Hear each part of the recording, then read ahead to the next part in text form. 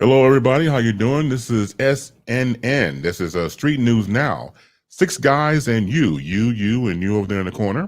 Every Thursday evening, you catch us at 9 p.m. Eastern, 8 p.m. Central, 6 p.m. on the West Coast. It is brought to you by, there you go, you said it right there, Street News Now.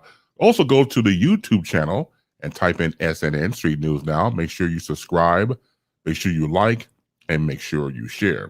Also catch us on Facebook Live, and Twitter, and Twitch. Our fearless leader, Lee Michaels, is always doing something, so he's not here right now, but we keep it down. We hold it until he gets back. But all of us, I've nicknamed the MICs the Masters of Intellectual Chaos. Let's not even waste any more time. Let's go around the table and bring forth Professor Reggie Miles. How you doing, sir? It is wonderful to be here with the Street News Network, Street News Now. Did I say that right? Yeah, Street News. Well, I know how that. You've been working all day. Because you know how it is. Yes, I understand. I'm having brain fogs, but I do have something to add to Funkadelic. Nice. That's nice. That's how you do it. I have something to add to Funkadelic, so we're going to do that tonight, and I think I'm gonna call it the Professor's Corner. I think I'm gonna brand it. Okay, look at you. Come on, man. Now, Bates, you know how you. I know how you rock and roll, doctor. I know, man. You know I got to do something, but it's two things that's on my mind tonight that I want to share with the crew. God bless you, and God bless all the rest of the brothers. And good night. It's like the end of the show already. All right, good night. Good night. Right, exactly. You got started, Jill. Let's also bring in Buck Wild. How are you doing, Buck? Hey, I am always good when I am breathing. Nice. Well, you know, I was thinking about this, like the closer you get to death, the more you start to realize, oh, you know what, it's coming. When you're young, when you're in your 20s, it's like, oh, well, that's way far in the future. I ain't gonna worry about that. Then you cross the 40 barrier. It's like, I'm halfway there. Like, oh, right. You keep on going. It's like, I know, right? As always, thank you for being here, Mr. Mike Love. Yes, sir. Thanks so much for putting the M and the R together. Yes. Thank you, Buck. Thank you. How you doing, Mike Love? I'm doing fantastic, man. I'm happy to be alive. I'm glad that God woke me up this morning. And, that's what it's all about. Happiness is the key to salvation. Yes, it is. Yeah. That's nice. And a person will appreciate being alive because he just told us in the green room, he's still alive. He's still alive. Well, if this is not alive, I don't know what the hell is. Dr. Ron Ford. Yeah, man, some people are alive and don't know it. So, I like to make sure that I say it and I acknowledge the fact I'm alive and I know it. Yep. Well, somebody has to know. That's all right, right? If you're living it, you know it. Clap your hands. Yes. Look, you ain't never heard of The Walking Dead, brother? They got a bunch of them. They made movies out of it. Yeah. Although I hate zombie shows. This is the stupidest thing. Oh, you ain't got to be a zombie to be The Walking Dead. You just don't. You don't know whom's causes you to be alive. Come on now, you're gonna make me take a text in a minute. Hey, come on, congregation. Come on with it. Come on. Come on, congregation. Wow. Preach. Don't be ashamed to call his name. That's right. Look, a big difference from the start of the show, right? No, without a doubt. Yeah. Right, absolutely. Right. And then waking up is not guaranteed. Look at the actor who just died, Full House. Bob Saget. Yeah. Bob Saget. They say he just went to sleep and didn't wake up. I was like, wow. A whole bunch of people. I'm telling you, I'm slightly scared of this age range because it seems like everyone in my age range is passing. But I really can't say that because over the fourth quarter of 2021, we had a slew of entertainers who just checked out, and a lot of them went over 45 years old. Yeah. Well, you're right. It's crazy. And that's ironically, that's going to be my topic tonight about celebrity deaths. I'm watching these celebrity deaths in the media, and I thought about, my own personal deaths that I've gone through like anybody else in their life. And then my question would be later on in the program, if you can have one last conversation with someone that you know is about to pass away, what would you say to them? And I'll get into the reason I brought that up later on. But again, it's one of those things where we're all congregating. We are all here. And since he's in the pulpit, and since he mentioned about getting the show started, let's begin the topic tonight with Dr. Ron Ford. All right. Well, you know, I've got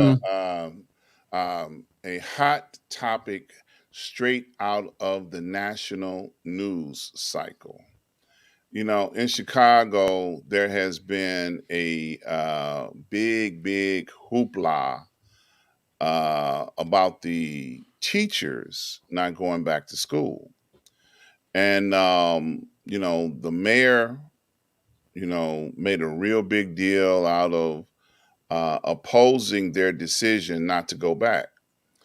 And she even went so far as to say, if you don't go back, we're not going to pay you for the days off.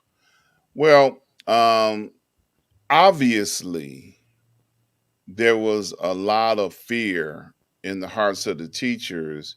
They have a union, though, right? They have a Yeah. union? Oh, Yes. okay. Well, can't do that. Yeah. You know, there was a lot of fear in the hearts of the teachers because the plan they put in place over the holiday, the Christmas holiday, failed miserably. They were supposed to do testing of the students, send the test in so that the students would be able to be tested and have results before the school season started back. Well, those test kits did not make it to the test facility in time to do any good. Oh, you're talking about the standardized test, or you're talking about the COVID test? COVID tests. Oh, the COVID tests were, I mean, the COVID tests were right there. I mean, here in Dallas, there were lines on the streets. There's a, I can't think of the name of the street right now, but for blocks, you know, they had, you know, coned off a lane. And I mean, we're talking about 5 or 6 blocks with just cars lined up for people trying to take that test. Well, same here in Atlanta.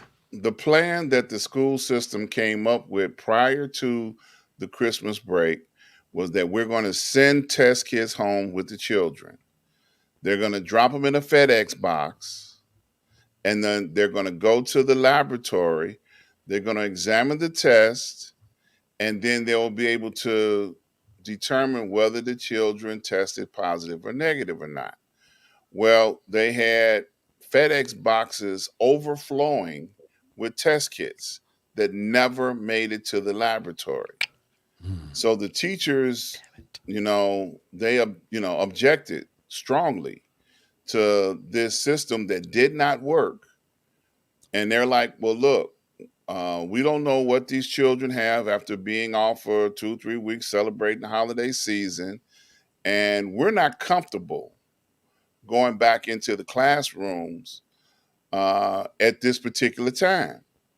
So they rose up, the teachers union, you know, do what they do. They rose up and they began to, you know, complain. So the scheduled time that they were supposed to go back, they didn't go. There were no teachers in the classroom. And of course, the parents rose up like, no, you're going to take these little rascals back because we don't want them at home with us. You got to take them into your schools. And then they, you know, went to court. And then the mayor tried to be a bully, and she was fighting against their decision not to go back into the classrooms. And then she tried to apply a pressure, and the pressure being, well, you're not going to get paid for all the time that you're sitting at home. Well, if I was a school teacher, you know, nothing against you, Professor. If I was a school teacher, you know, I wouldn't care about a day's pay or 2 or 3 days pay compared to the possibility that I could lose my life. Because if I get a hold of this, you know, this germ that's floating around and get sick and die, what good is the salary? You know, it's not going to do me any good. So it was a lot of fear, you know, that was, you know, involved in their decision-making process. And the mayor did not care.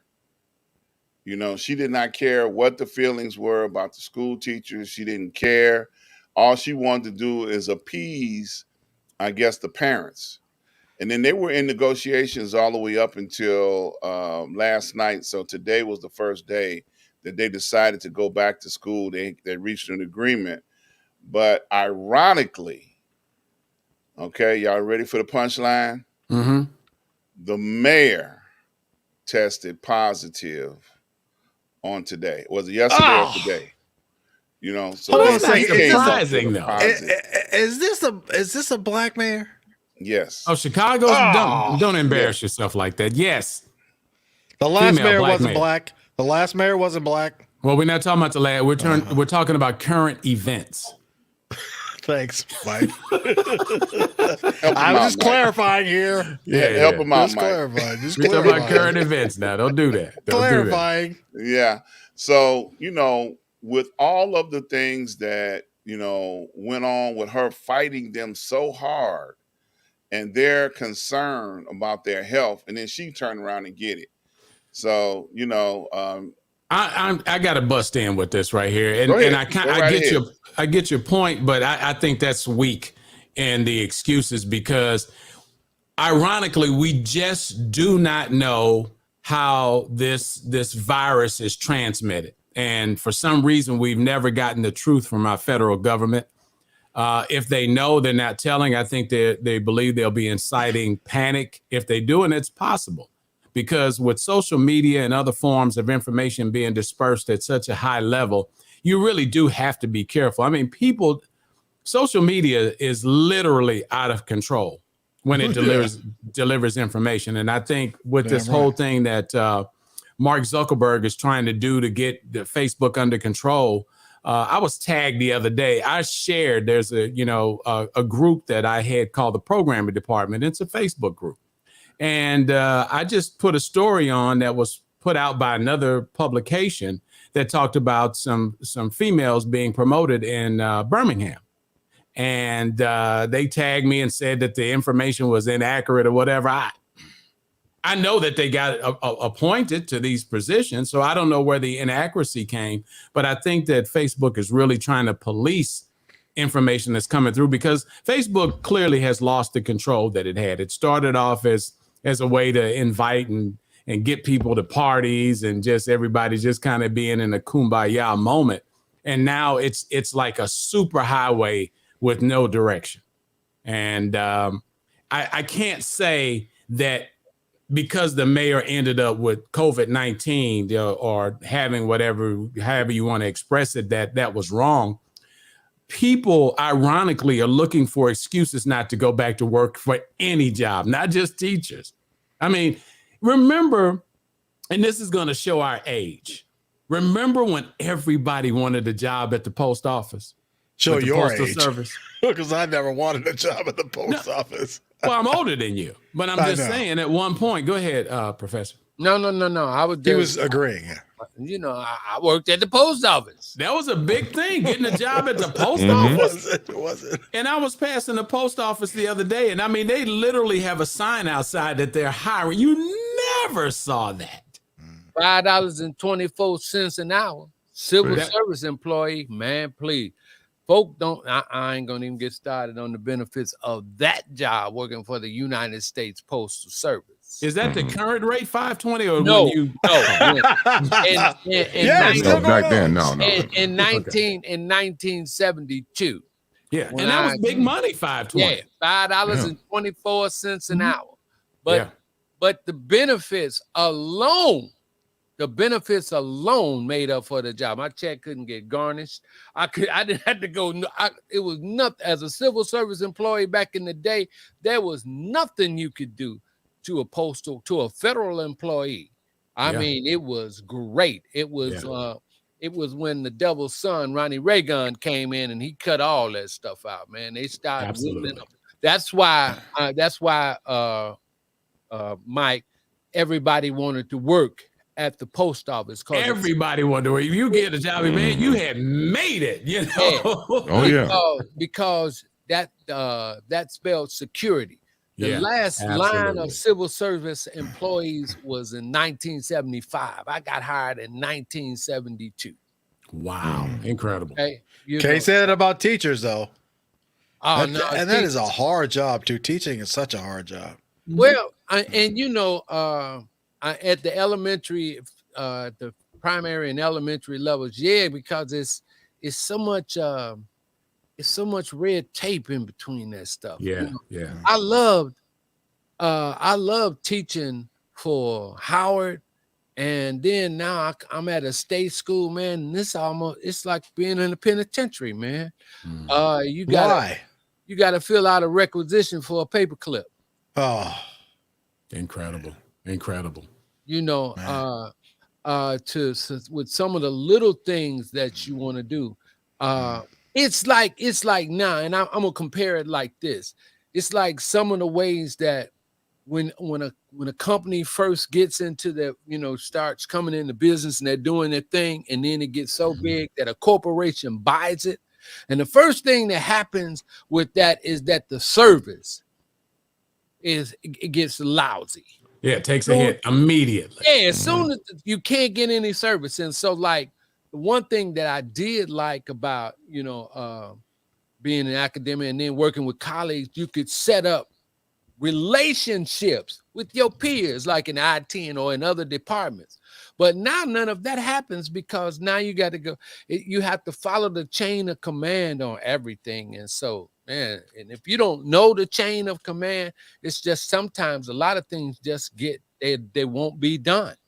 Corporate radio's gotten that way though too. Yeah, that's my point. That's what I'm saying. It's like for example, with that, I'm trying to get some work done on my automation system right at the school. And so here we go. This company, when it started out, it got bought up by a radio giant, right? And so now they want to put you on one fee, $1,300 for a service for the entire year. Is that wide orbit? No, I'm not. I'm not gonna. Oh, you can't. Okay. I know better than that, right?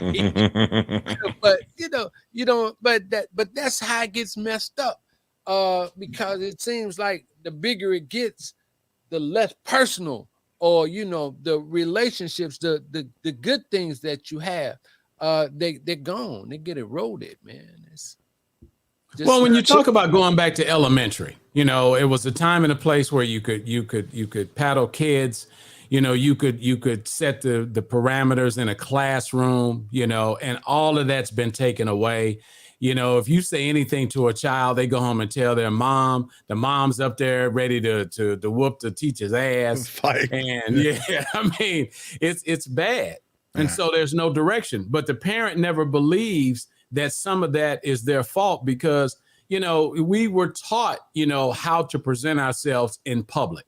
Mm-hmm. And whether you were at a family reunion, if you was at somebody's funeral or wake or whatever the case may be, parents were always monitoring how you acted. My dad had a look. If I was doing something, if I'm clowning with the other kids and I just, you just happen to be, you roughhousing, and I turn over and see him, he just had this look. And all of a sudden, I would just fade away from them, and I'd be over in the corner, and they'd be like, what happened? I mean, my dad could shut it down. He could raise his hand. Oh, yeah. And shut it down. No, my dad was the same way. My dad showed me this look, man. And you ever see the episode on the Flintstones when Fred was talking to his boss and he started to shrink? Oh, yeah. Mr. Slade. Yeah, Mr. Slade. That's how I felt, man. It didn't take much. I want to backtrack to what Dr. Brown was saying about Chicago Mayor Lori Lightfoot and using the word bullying. The question I have for you is this: do we expect politicians to care? Now, let me explain what I mean by that. Just as obvious question, but I'm watching Lori Lightfoot making the national rounds, Meet the Depressed on NBC and other programs and stuff like that. I think she's trying to really set herself up for her next gig from a national political perspective. I don't expect her to care. So you're using the word bully, which I totally agree with. Why should we expect politicians to care about us? Well, what is she saying about bullying, though? Her actions were bullying towards the teachers and the teachers union. Okay. The role of a public official is supposed to be to serve and protect the people that voted them in. Now, they miss that mark often, okay? because, you know, once they get in office, I can remember last summer, Lori Lightfoot got into a debate with a female alderman, and they went, you know, I mean, that woman was taller than her, so you can't say that, you know, they went toe to toe, but they were going at each other, you know, very aggressively, and that was captured by the media. And that alderman told her, "Look, I'm not one of your children. You just can't tell me anything any kind of way." And that's been the approach that the mayor of Chicago has used quite often, talking to grown folks like they're her children. You know, and just because she has mayor on the front of her name as a title and a job description, you got voted in, you can get voted out. Because I don't think it was wisdom on her part to pick a fight with the teachers union. That's just ridiculous, because that's one of the most strongest unions in the city of Chicago. And, you know, she obviously, I think, in response to your question, Chris, she has lost who's supposed to be the serve and protect part of what her job description is. I don't think she has no counsel. You know, I think she just operating from where she is on her own. And I don't actually think that she really trusts or believes in anybody around her. Because one of the things that I did here in regards to the mayor of Chicago, that she was all the people that could help her with the, you know, from previous years, or, you know, that was always in league with previous mayors that helped them run Chicago, you know, people that knew where the dead bodies were. She got rid of them. Yeah, or they walked away from her because based on that attitude. But you know, when somebody's short, you always got to put in that Caesar complex, man. Come on, man. Stop picking on Dr. Ron. Now let me ask a question. He's 6'3". Let's talk about Mayor Daley. He was very aggressive in his politics and how he handled things in the city of Chicago. So what's the difference? What you saying? Because he's white, he get away with it? No. I'm talking about his prowess as the mayor of Chicago. I mean, he took on a lot of fights against unions and other oppositions. The daddy or the son, or both? The daddy. Oh, well, the daddy. Yeah, the daddy ran with an iron fist. Yeah. Okay, that's what I'm saying. If he did, though, daddy was still sending out cheese to other places too. See. Okay. He wasn't just barking. You know, but he was sending out meat to other places as well. So whereas people, when he did say something, they said, "You bet." That's what the mayor said. That was it. It was gangster. Yeah, it was gangster. Exactly. Yeah, it was gangster. They backed him, but he as much that he was pushing against, he was pushing for at the same time. See, I don't think Lightfoot is doing. You got Mama used to always say, you got to mix the bitter with the sweet. She got to give them something. You just can't be sour grapes, or it can't be just your way. Where's the compromise? You know, you got to. It's a give and take thing on both sides, and it appears that she's not giving nothing. But isn't it a different day and age? I mean, nowadays, if you get somebody gangster like that in the office, I mean, they're ready to kill them. Well, you know, you got to look at it like this too. I'm going to make a whole population mad right now. When men talk to people, they don't talk to people like they're talking to their children. Okay, this woman being in politics, you know, talks to people like they're her children. And women can't even help it; like they're not even aware of it. And it happened last year and year before, when the pandemic was being defined of what COVID protocol was. She was going around talking to grown people, talking about, get in the house right now. Am I lying? That's funny. They were following her around, they were, but it set a negative tone, because like, you ain't my mama, and is carried over. That's the way she talks, and it has created some negative waves in there with the way she communicates. You think that's a black woman thing or just women? Period. Just asking. Now, I just think with her, it's just the attitude thing, because it's like I said, it's some deep people in the city that they turn their back on her. They turn their back on her right off the day. In other words, you got somebody that's been around the city a lot of times. They know where the landmines is. So they won't tell her where the mines is. They'll just let her walk out in the field and step on the mines and blow herself up. They don't care. And so they've lost that with her. And so the only thing I can say is that when things like that happen, you bring that on yourself. Yes. You bring that on yourself. Nobody owe you nothing.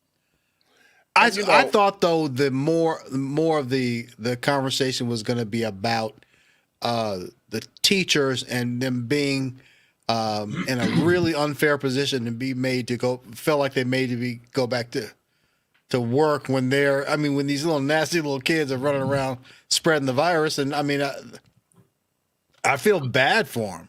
I really feel bad for them.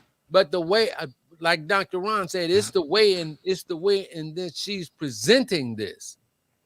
Right.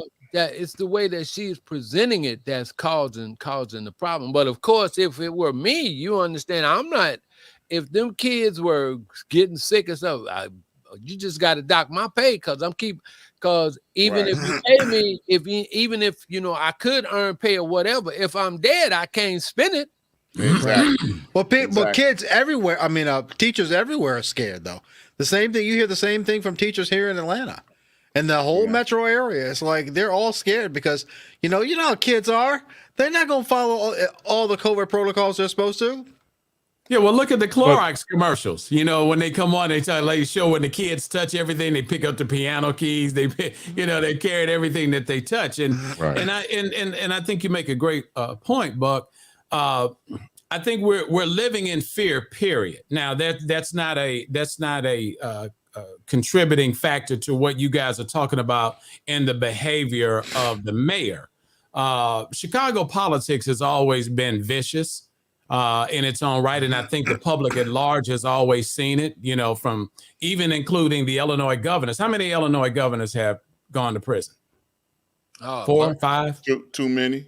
Too many. Okay, let's stick at that number. All of them was crooked. All of them were crooked. And I think, one of the things that we see a lot of times, we don't always know what we see, and sometimes this defensive role that's being played it shouldn't be directed at the public at large, but it is because you're trying to send a message to the people who are controlling the constituents that you're trying to reach, or you expect to do what you say do because now you've been elected mayor.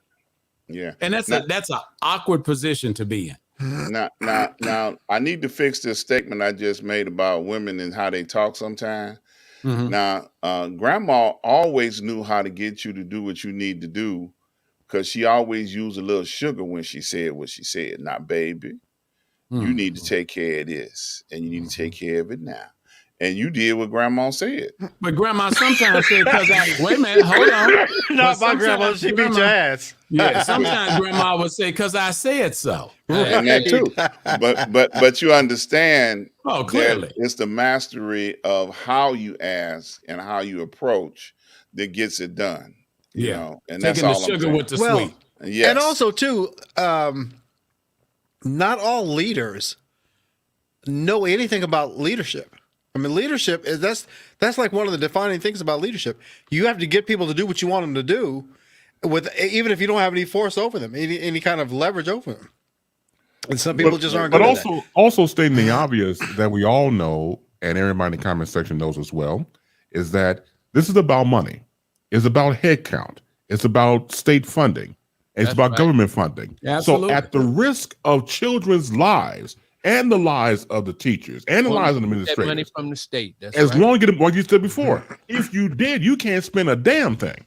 Yeah, so the thing about it is that you would think, even though it's not going to happen, you would think that politicians will say, you know what, We didn't see COVID-19 coming. We didn't see this wave across the nation and beyond. We should have humans first. We should take care of our human being. We take care of everybody, but that's too much like right. As long as we get the head count, as long as we get the check, it doesn't matter. So if you get it and if somebody else gets it, hey, I ain't gonna get it. So, right, but part of that though is how the government, and you see what I'm saying here, the way the government's set up. The government set up is that if you don't use the money that you got this year, then we're going to cut it all from next year. So maybe that's part of it too. I don't know. Right. I would think in an emergency situation like this, there should be an executive order. You would think. Because again, right. You would think, right. So that's too much like right. Yeah, you do an executive order to make sure the monies are funded state by state. But again, when everybody wants to play politics, if everybody gets involved in it, it's always about my people and my constituencies. Everybody else, just get the crumbs. If that much. The more attendance in the schools during the first week, that makes a bigger check. Right. Yeah. And I think everybody's game plan now overall is herd immunity. They're not afraid of people getting it because they feel like they're going to survive it and they'll be alive at the end of whatever, whether it affects them hard, harsh, or whatever. They feel like, the sooner we get to herd immunity, the more we can get back to quote unquote, air quotes, normal. Okay. So, that's a game plan that has always been in place since 45 was in office, and I think they're pushing it. Get the vaccination, go ahead on and get sick, go ahead on and get well, and keep on going. So, but when you look at so many people dying, they keep talking about the Omarion variation, whatever they go. That's it. Keep going. Anyway, the variant, the Omicron variant, and how it's mild. It's more mild. Yeah, it's going to reach everybody. But then when you look at the numbers of people still dying, I said this to somebody today. It was like, if you think about when they have a big airplane crash, right?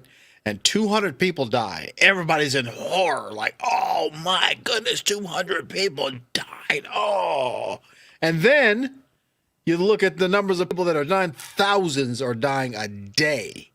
Here, you think about in terms of airplanes, it's like that's 20 airplanes happening, crashing every single day. I'm sorry, we're getting to the point where we're just kind of getting numb to all these numbers. I'm sorry, real quick, but do you say Omicron or Omarion? Which, because if you get Omarion, that means you're going to turn into an R&B singer and get big nostrils. I knew he was going. No, but you couldn't let that pass, Chris. I ain't with you, man. Give me some right there. You had to do that, man. What were you saying, Reggie? Listen, either we had numbness in the brain, or we just actually didn't listen to what we heard about last year, or either we just got to be stupid. Many of us, right? We just got to be stupid. Amen. Amen. They told us it was said that this thing goes further and it expands in the cold weather. Yeah. Didn't they say that? Am I right or wrong? They said that, yeah. Well, because people are indoors and they're in closer proximity. I mean, however it is, but didn't they say it increases when it's cold? That's right. So my dumb ass is going to stay in the house till it gets warm. Hey, look, I totally agree with you, Professor. And in conclusion to this, I guess the final note on the teachers, my heart goes out to the teachers. They already got a hard enough job. They already got to deal with, other people's problems and issues, and I mean their kids. So to try to push them into a situation where it's not as safe health-wise, because kids got germs when it ain't no virus. Hey. Come on now. But that's what I said, going back to the Clorox commercial, they talk about kids can pick up germs anywhere. And even if kids are less susceptible to dying, They're still carriers. People who That's right.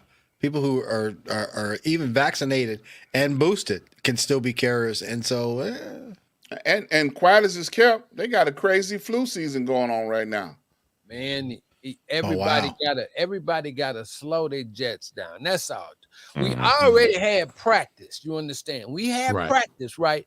We had a year where we was like quarantine. Okay. So for me, it's not that big of a deal to just turn it off and just to be cool. Right. You No, know, we had practice. And I ain't talking about Allen Iverson, IA practice. Practice. Right, right. Like we talking about that. We talking I ain't about we practice. actually had practice, right? Yeah. Tell Larry Brown I don't practice. Right. Exactly.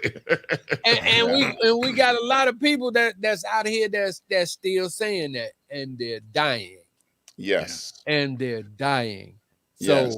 either you got to turn the light on yourself. Some got to be done, but you got to make that decision. And I hope you make the right decision. Amen. Amen. yourself. And a women. As, Yeah. All right. Chris That's said. Make Yeah, the right that's decision. Make the right decision for yourself.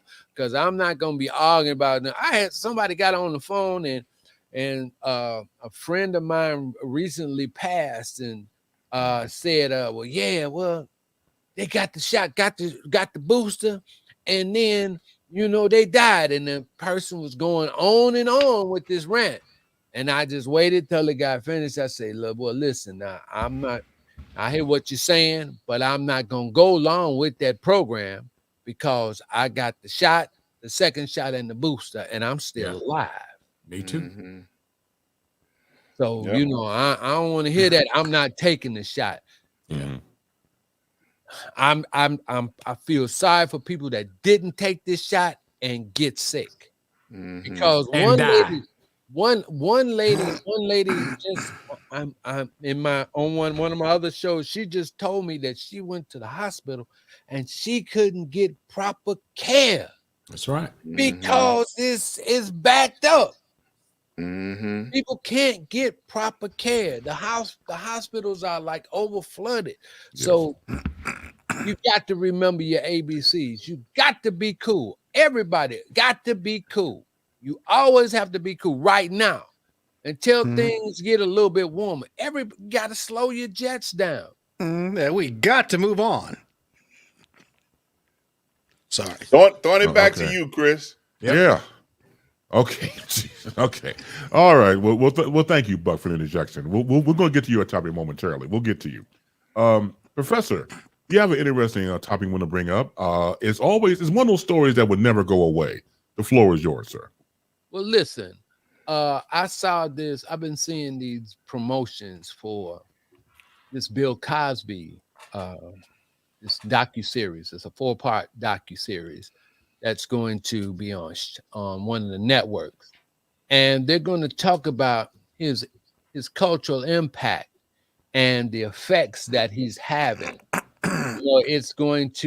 The series aims to chart the career, his rise and fall of Mr. Bill Cosby. It's been presented at this Sundance Film Festival and everything. Now, as far as I'm concerned, the fall didn't register with me.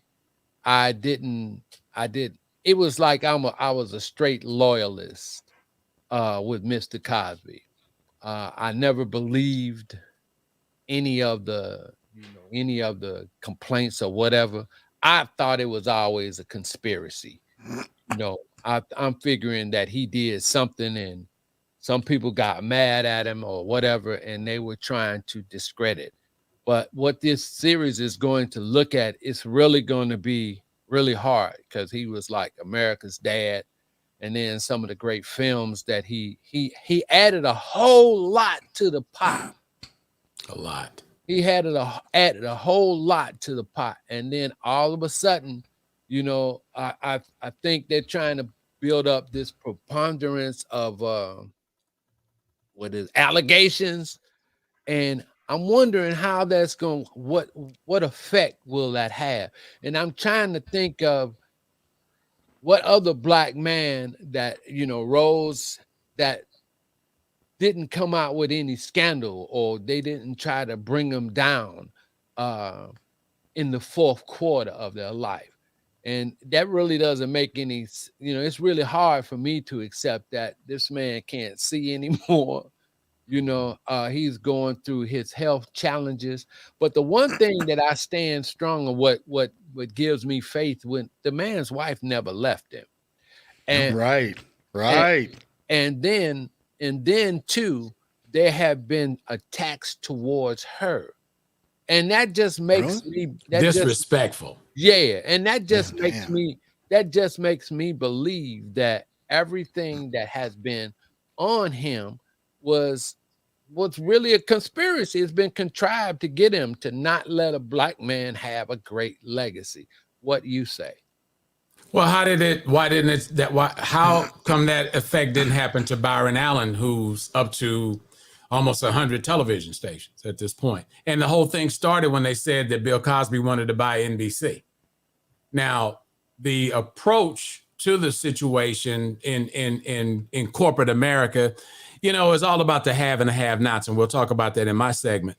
But, I'm with you, Professor, in the sense of, Bill was down in the grotto with Hugh Hefner and Dean and all the boys, and they did a lot of stuff. My thing is, how come if he's doing it, they were doing it? How did he get called out and they didn't get called out? You know what I'm saying? In that mansion out there in Los Angeles, by that guy that's got the publication of naked pictures of Buck Wild in it. But, the thing of it is, you look at these situations, and like you said, what is the purpose of the attack? Because he became America's dad on Thursday nights. Thursday nights have never, right, there you go. Thursday nights were never the same again. If you wanted to, all the other TV shows or all the other TV producers knew that if you wanted your show to be successful, it had to be on Thursday night. If you got on Thursday night, the rest was history. Nobody cared about the other nights. But Thursday night became unique because of the Cosby Show. Race, creed, color, that's right. And it all narrowed into that. I don't know what he possibly could have done at a level of disrespect for somebody to call him out and not call out the others, because I believe all of them were duping women. And I think a lot of that got started, and I don't want to be charged with saying that I know this happened, because I don't. But that whole thing with the grotto, and them guys being in that little cave swimming pool thing, with the girls out there. Can you explain that? Because I don't, that's totally beyond me. Okay, at the Playboy Mansion, they had this area that's where they had the girls, and all the celebrities would be there. And so they were saying some massive things were going on down there, basically like orgies that were going on. Not like now you're speaking my language. Yeah. They were orgies. They were orgies. That's right. All right. Yeah. And just to echo what you're saying, it was a different time. The Playboy empire started in the 60s and carried through a time where sexual liberation, free love. Yeah, free love, true love. I missed it too. It was a lot of promiscuous behavior going on during those time periods that, like you say, it was a lot of people doing it. And one of the comments that was made during the attack or the assassination on Bill's character was he pissed somebody off. Obviously. Because they launched an attack that came after him that was second to none. And they put a lynch mob together of scorned women. And they judged him and his behavior in the 20s, like the 2000s.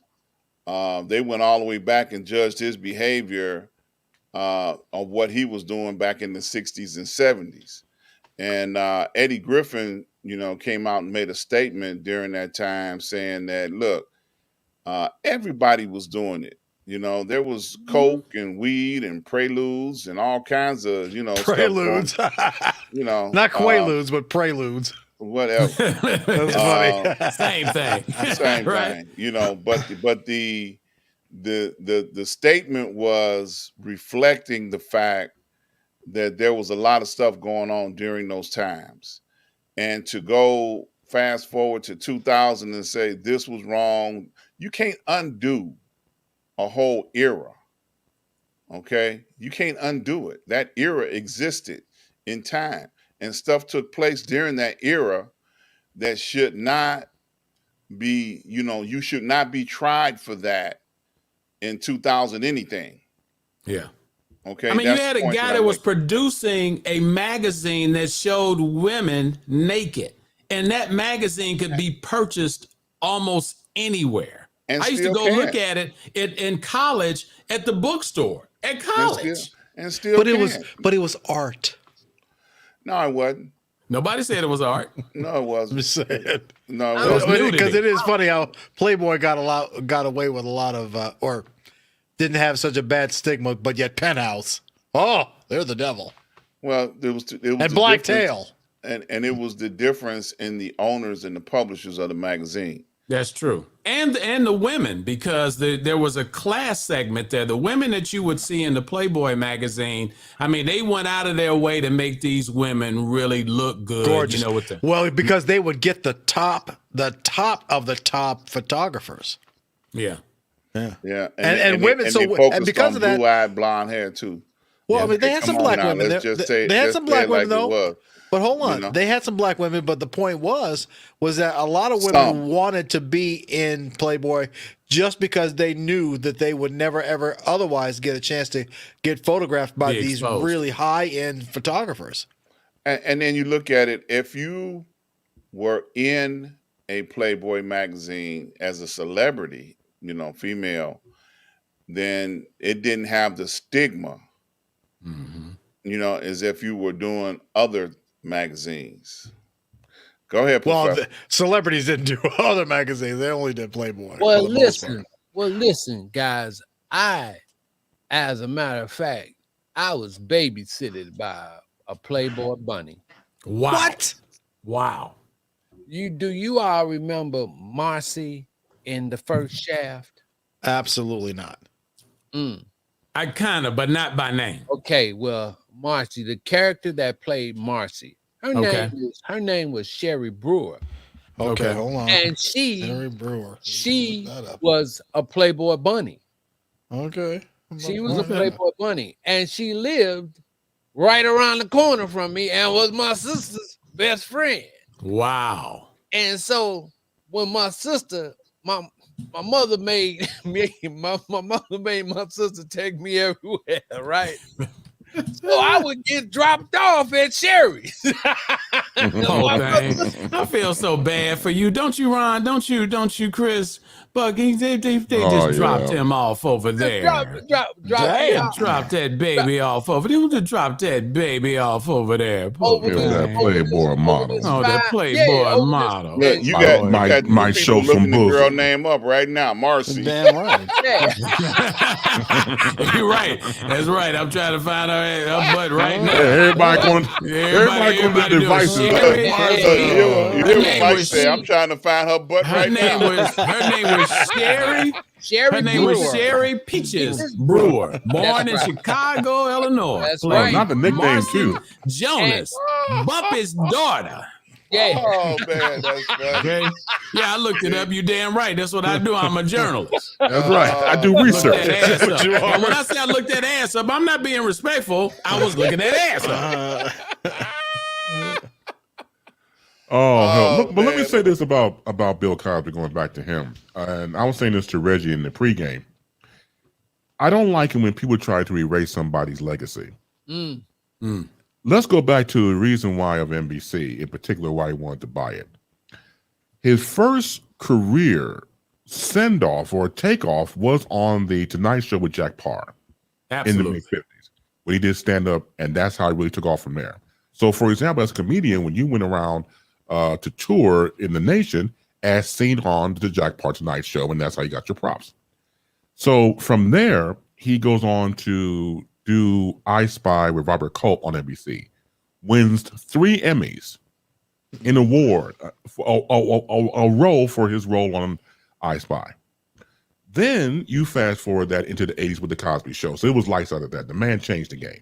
As Mike alluded to earlier about Thursday nights, it was called must-see TV. Yeah. During that time. That's how they played it, and rightfully so.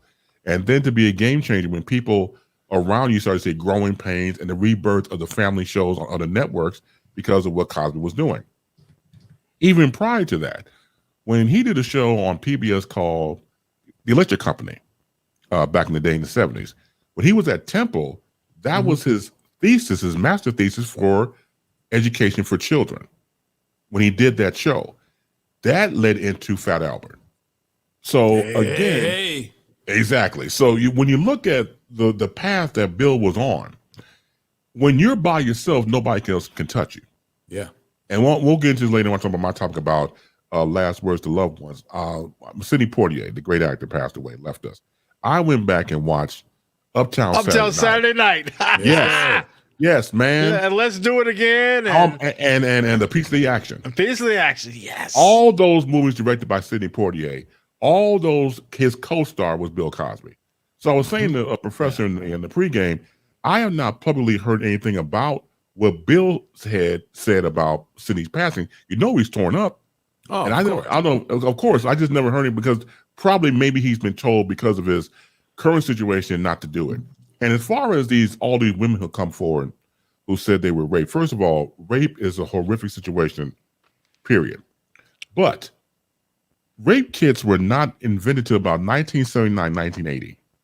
You mean to tell me out of all these women, not one said, I don't give two damns who he is, I was raped, and then went to the authorities?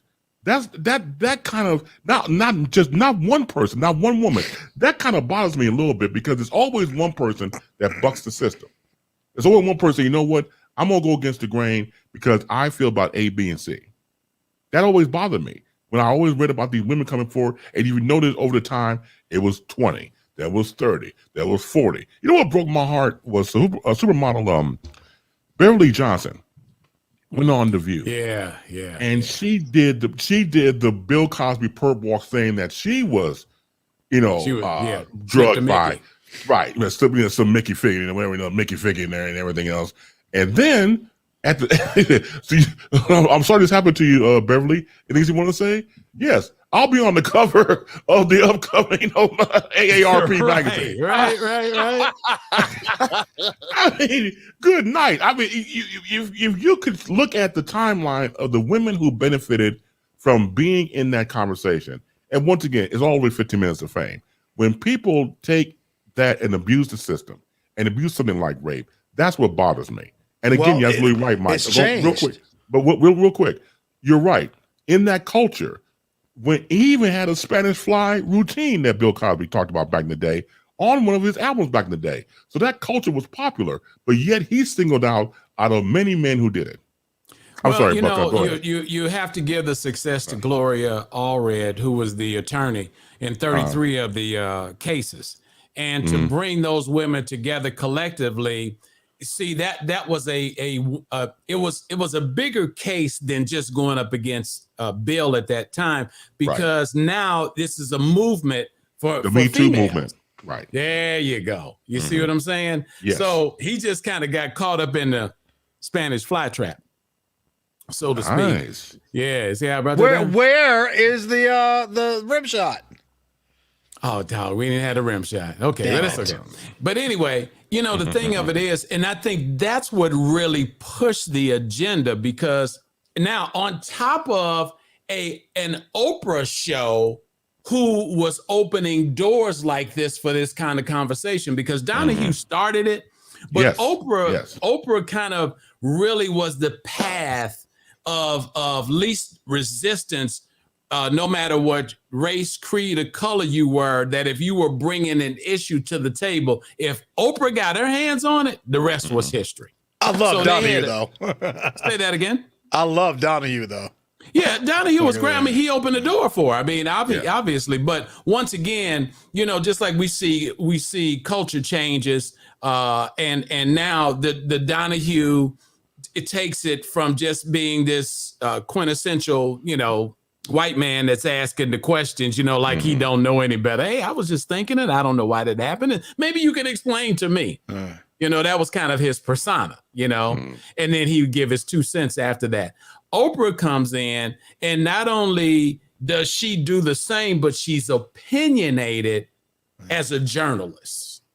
Okay. Now she's bringing in all these perspectives, and the journalism is also working for the female movement, and it's a female who's leading it. You see the path that's happening here. But like you said, to one of my distinguished co-panelists, all this stuff was being done before. We know there's no way that Bill Cosby was the only one that was duping these women. Now, going back to the whole thing, Beverly Johnson said that she came over to do a read at Bill's house. Okay. Now, at some level, there must have been a level of trust that you felt comfortable enough to go to his home to do this read. You didn't bring a girlfriend, you didn't bring your man, you went over there kind of on your own, and what could the expectations be? I'm not saying that I'm not accusing her of anything, but sometimes these situations also have some bottom coverage to it. Go ahead, Professor. Now, I mean, wait a minute, Beverly Johnson. Because I tuned out a lot of that stuff, right? Because as did I. I still haven't got past the fact that why does a gozillionaire have to rape anybody? Everybody asks that question. It's like, he's Bill Cosby. He ain't got to rape nobody. Just give him some money. Just give saying. him the French girl. I mean, I still ain't got past that, and if you're gonna be that powerful, and I just don't get that. You just hit on something. Let's walk through this process. Go ahead, lay it out for me. How many of these women were African American? Where are the crickets? Come on. If I had some crickets, I'd play them right now. There you go. Little baby cricket. Yeah, come on over here today. One cricket. The thing of it is, see, you see where he was going with this? He wasn't there was a plot, and the plot thickened as it was happening, because when all these women showed up on Oprah's show or whatever show they were showing up on, I was looking at it, and a lot of these women, okay, this stuff was dated. I was looking at some of these women, and I'm going, really, Bill? I mean, 90% of these women would have never been ever put in Playboy. Thank you. And I said that earlier. Things that happened in the 60s and the 70s, they all got in line on that lynch mob, and they tried him in the public opinion of a movement in the 2000s. Okay, so they took Harvey Weinstein. They went all the way back to the first time he came out the shower with no clothes on, talking about, you want this movie or not? Well, everybody said that Weinstein was a son of a bitch, though. It's not like that wasn't even a secret. But I'm saying, in the casting couch at that time, which was started by Joseph Kennedy, was a socially acceptable move in the industry. Right. Okay. Yes, it was, and it was some that rebelled against it, and there were some that went along with it. Okay. But then you take that ideology and you put it in court under a movement in 2000. That's how you get convicted in the public opinion. Absolutely. Well, that's all they wanted to do. That's all they wanted to do, because they trying to put black paint on this man's legacy, so it can't. Well, and think about this. What about a paycheck? What, for the women? Yes, of course. Yeah, they got paid. They got paid. It wasn't. Yeah, that was probably that did not get paid, and that was probably the biggest motivation right there. It has to be because sorry, it has to be because you got to come out all of a sudden. Most of those women, everything that I'm saying is an assumption. These women were probably married. You got to come out and tell George that you were duped by Bill. And the only way George is going to accept it is, well, honey, I know you're upset and everything. I just didn't want to say anything, but it looks like we'll probably get, Gloria's saying we're going to get like $150,000. And they all. Oh yeah, if Bill were broke, none of that would have ever happened. None of it would have happened. Oh, thank you. All of them signed agreements saying that they were satisfied with the financial payment that they got, and then all of a sudden you got 50 people standing there talking about, well, I ain't satisfied no more. But you know what? This is why rich people sleep with prostitutes. They pay them so they don't ever have to worry about this bullshit stuff. Just saying, not that it's a good idea, but I mean, I can understand. That's my whole. That's been the whole thing. I wanted to say in the first place. I mean, it's so much cheaper. It's so much cheaper. Yeah. How much could a prostitute be? I mean, even a high-end hooker. I mean, what, 20,000 maybe? That would have saved him so much money. I'm just saying. Yeah, well, because they got. Oh man, you started looking at you. Everybody's looking at Ron. Hey, Ron. I deliberately did not say anything. Okay. How would you go? I got busted. Damn. I'm sorry. Go check your credit card statement, Ron. Hey, look, man. Look, I am not gonna pay for it and interest too. Okay. All right. Now, Ron's like, let me see if I can remember. So please just leave the legacy alone. Yeah, absolutely. He's earned everything that he has. Nobody gave him nothing. Great topic. And he has helped more people than he has hurt. Great topic. He has helped more people than he has hurt. Great topic. And I think one of the most hypocritical things that I was hearing, is that the HBCUs, right, where him and Camille was dropping big money, wanted to disassociate themselves with his name. Of course. Now, but I understood that because most of the HBCUs were started by white folks. Yeah. Through land grants. That's right. Yeah. They gave them you give them the land, you get the tax break, and then you've done something good in your life. I did not know that. Wow. Yeah. Wow. Great topic. Yeah. And you know when I say great topic, it means, hey, time for the next one. Oh, we just thought the needle was stuck on the record. Yeah, you know what? If I didn't know any better, I thought I was moderated. You know, you were moderating I was too. But here's Buck. Just trying to help out of nowhere. Just trying to help out. Why are you shrinking into your shoulders now? He comes out of nowhere. He's talkative. He's evolved. He has a topic. I mean, I don't know what to do with myself, Doctor. Jack, because of my boy Jack. You want throwing Jack? Jack is back. That's right. Exactly. Don't forget, you need to talk directly into that microphone, Chris. I didn't want to go into all that. See, now you go bring. What are you talking about, Mike? That's all right. No, shut up. You know exactly what you told Chris to talk directly into that RE20 microphone. Oh, you're talking about like before the show started? Yeah, before the show started. Yes. Okay. Why you keep buying? He buys airtime. Like he really understood what oh, you mean like before the show started? Yeah, because nobody heard that shit, Mike. It's an inside joke. Okay. All right. You know better. No, sorry. You know better.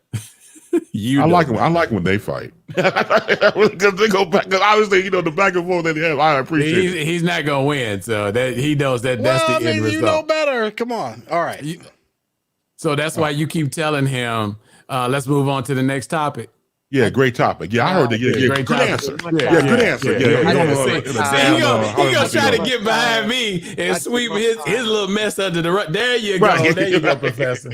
You busted, dog. You busted. Don't try to bull me in. I got your back, but you got busted.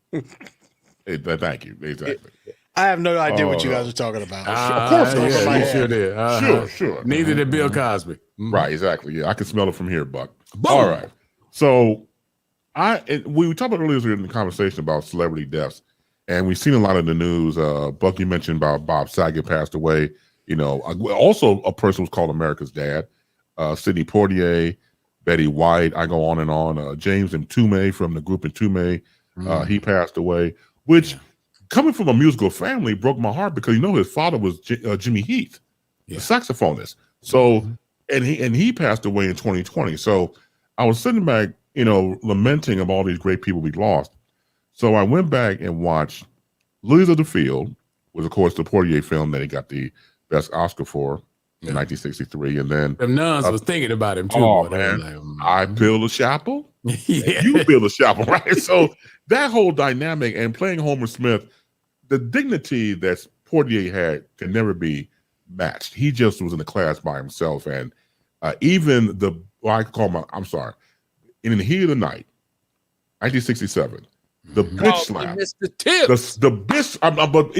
But see, just the fact that he would tell, Rod Steiger, well, what they call you there in Philadelphia? They call me Mr. Tibbs. The delivery and just the sheer swag and the powerfulness that he had, and the slap that heard around the world is, of course, the slap he had for the white sharecropper. Yeah, Norman Jewison, who was the director, originally was not supposed to slap him back. He was supposed to get slapped, but in the moment when he did the scene, Sidney Poitier slapped him back, and they let it ride. He was like, okay, why are we gonna leave it in there? Why you slap him back? Because Virgil Tibbs is a detective from the north, from Philadelphia. You ain't gonna let nobody slap him in the face. Right. Exactly. And and that became so iconic. I remember people telling me that when they saw it in real time, they stood up in the movie theater and started to applaud. So they didn't see anything like that in movies, period. Right, the fact that he was able to change the game, the whole thing with Uptown Saturday Night, probably hands down one of the best cast I have ever seen. One of my favorite scenes is Roscoe Lee Brown as Congressman Lincoln. When he has Bill and Sidney come in, it was like the secretary was like, no, they seem like common folk. Oh, constituents. And so he has to come in. He changed his shirt. He changed his suit jacket to the dashiki. He turns the portrait of Nixon to Malcolm X, and he has to come in. He brothers. And that was directed by Sidney Poitier. The whole body of work that Sidney Poitier did, the fact that he was able to pull it off shows you his mastery in the whole thing. Now, hold on, before I go any further, I want to say here is our fearless leader right now, Lee Michaels' hand. Right. Hey, what's up, man? What's up, Lee? Where up, y'all? Can you You hear me driving okay? a truck? Oh, I thought he was driving a truck. I was like, get out of here. Get out of that truck. I'm in my car. Yo, Okay. fearless leader, I did a topic tonight. Oh my goodness. Where's the drum roll? Where's the horns? How you guys crazy. doing? We're doing great. How you doing? Good. So, Lee, let I'm me doing ask you a all right. question. Lee, Yes, let me sir. ask you a question. So, which Sidney Poitier movie was this one when he said, Dad, you've got to get off of my back, man? I'm not that damn old. Yes, you are. Yes, you are. You know what? I remember To Serve with Love and Guess Who's Coming to Dinner. It was Guess Who's Coming to Dinner. Right. Yeah. And his dad, they had broken away. They went over to the girl's house. And so his father, was trying to take this opportunity, going, son, now you know how racially this country is, and you trying to date this woman, and I mean he flipped on him, and I mean that was a legendary. I mean, talking back to a parent in that time and place. Yeah. Then the other one was, remember, what was the other one when they were moving to the white neighborhood? What movie was that? A Raisin in the Sun. A Raisin in the Sun. Right. Oh, Okay. wow. Yep. And they're getting ready to go, and he bet his money. He was trying to get more money for his family, and the guy ran off with the money, and they came back and told him, and he was begging. His mom was upset. Yes. and he was crying. Oh my God, man! Yeah. Everybody, I remember watching that movie. My mama was crying. My grandmama was crying. Everybody was crying. And the unique Everybody. thing about, oh man, that scene. First of all, they were able to bring back the stage actors to the movie. Yes. Mm-hmm. And Sidney Poitier was the second person to play Walter Lee Younger. The Yes. first person to play it Walter on Lee. stage was Earl Hines. Earl Hines played the grandfather on The Cosby Show. That's right. That's right. That's right. Yes. Walter Lee, your daddy had been saving that money up. He worked all his life. Oh, Boy, man. when he, oh my God, that scene was off the chain. If you don't know how to cry, watch that scene. You'll cry. your ass That's off. right, boy. You'll Yeah. cry. You cry Yeah, right absolutely. there, Jack. I never Man, I'll cry. tell you. I never cry for movies. Never. You're too cool, baby. Never. Too cool. Yeah. No. Stone cold heart. Yeah. No tears. Yeah. over Sure. here. That's that Lee Baby Michaels That's for you, that Lee Doctor. baby in there. Yeah. Right. It's only on Dog film when he in tells that story. Yeah, right. Yeah, right. No, I got a soft heart. But yeah, I mean, so what have we been talking about? I just tuned in here shortly, so I hate coming in the middle of a show. And We know that's what. why a Let lot of Buck times I let don't. Buck talk about it, because Buck told everybody he has the good topics. Yep. And so Buck, give the Fearless Leader a review. Go ahead. Yeah, go ahead, Buck. You know, hey, one of the things we were talking about was Bill Cosby, and it seemed like that was a very kind of a sensitive subject because the professor said he didn't think Bill Cosby did none of that, so it was kind of like yeah, and how they wanted to throw black paint on his legacy, and so that was a good topic. That was the one. Yeah. I mean, I think a lot of people felt that he was railroaded and all of that. But I think there was probably some things that he did, the things that he admitted to, and not to make any excuses. In my opinion, that was the way things were done back in the day. That's what we Right. all said. And that's what we all And said. I'm not saying it was acceptable, Uh-huh. but it was acceptable. Uh-huh. It happened. The casting couch was alive and doing well back in the day. And I don't think he was one of the bad guys, because the real bad guys either already dead or they had enough money to buy people off, and Bill, got caught. It was low-hanging fruit. Hey, Lee, did you ever interview Bill Cosby? I met him, but I never got a chance to interview him. Interview him. No. Yeah. I had a general manager who interviewed him one time when she was on the air. She said he was one of the toughest interviews ever because he just looked at her every single time she asked a question and looked at her like, really? Why don't you go ahead and ask me something ain't nobody else asked me? She's like, he was so arrogant. It was Wow. really hard to swallow. Yeah.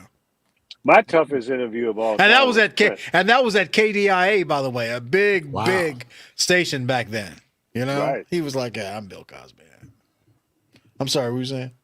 My toughest interview was Prince when he first came out on his first single, "Soft and Wet."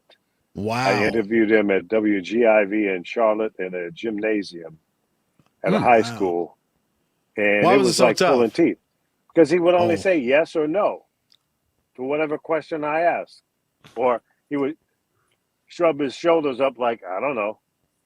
And we're not on TV, Yeah. Right. It's a radio interview. Right. So Although, that you know was- what? that was a tough one. That's that happens to me with video a lot. And what I've learned over the years of doing video interviews is that you can't ask them any question that can be answered with a yes or no.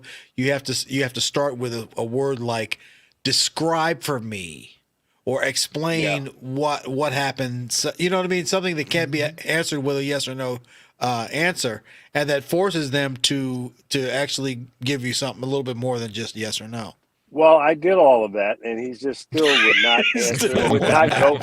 And then I went to a break. I went to a commercial break. I said, dude, you got to help work with me here. We're doing an interview, and you got to give me more than a yes or no or maybe or I don't know. He says, man, I'm just fucking with you. I said, don't do that. Don't do that. Don't do that. Now, this is your first. This is your debut on your maiden voyage, your first promotional tour. People want to hear more than a simple answer. Okay, man. Okay, cool. He said that? Did the same. Yeah. That's a true story. He went back on the air and he did the same shit again. I went, okay. You got me. Yeah. Wow. You think it was because it was in front of an audience? No, because at that time he was very shy and introverted and really didn't know how to do it. Right. Warner Brothers really had not prepared him well enough to go out on the road. And even when I ran across him years later, he was still kind of inward. But once you got to know him, then he was the class clown. He was very, outspoken. And the last time I saw him was up at his studio in Minneapolis. He gave us, I had a little record label for a brief moment, and he allowed me to bring an artist in there and finish the recording that we were working on, and put us in his main studio with his top engineer, and for nothing, for free. Wow. Yeah. So that's cool. He had a kind heart. He was a good person. That's cool. Very cool. So that's right. But I would imagine Bill being kind of difficult at times. Yeah, and then Ron's topic was having to do with Mayor Lightfoot in Chicago and how she was bullying the teachers union, and that wasn't going anywhere. So we moved on. Yeah, I've been. I'm kidding, Ron. I'm kidding. I've been watching. And that's his professional opinion, right? I'm just kidding. Yeah. I've been watching that thing from a distance, and I think it's real simple what's going on. Everybody wants to get back to normal. And as my dad used to say to me, son, don't rush to fail. But they feel like they have to press and push us back to some kind of normalcy because the economy is about to tank and everybody is panicking. But you're messing with children. Don't put children in the political game. Don't do that. That's wrong. That's our future. Fix the damn schools, make them as safe as possible at whatever cost. Get that done. Then the kids can go back to school. The teachers will be safer. The kids will be safer. It'll be a safer environment. But parents, I think a lot of parents don't want their kids. They don't want their kids to stay home. They want their kids to get to school. Yeah, because they're selfish. Because get out of the house, right? It's tough for them. They want to go back to work. They want to get back to their normal life, and they're saying, "Yeah, put these kids back in school." I get it. Right. I know it's tough for everybody. Hell, it's tough for me. Okay, I'm trying to run a business. I'm trying to make money, and guess what? Ain't nobody traveling right now. Right. The travel level is probably 50% off. And it's always soft in January anyway. So it's hell out here, in the transportation business, unless you're hauling boxes on big 18-wheel trucks. And even then, they're having a hard time keeping drivers for trucks too. Yeah, that's true. Everything. Everything. Yeah, the Department of Transportation took there was 60 or 80,000 drivers off the road because they couldn't pass a drug test. All the trucks, if you see them on the highway, all have hiring information on the back. That's right. Looking for drivers. And they make pretty good money too. They make 75, 80 grand. Or more. Dr. Ron, it's time for you to get back in that truck, man. Not gonna happen. You used to drive a truck, Ron? Yes, sir. I did not know that. So that's how you got so many kids. That's why you got so many kids. It's a whole lot of stuff you don't know, but just keep living. Keep living. You'll learn as you get older, okay? Apparently. Yeah, and I got to applaud Buck for a change because he actually was paying attention.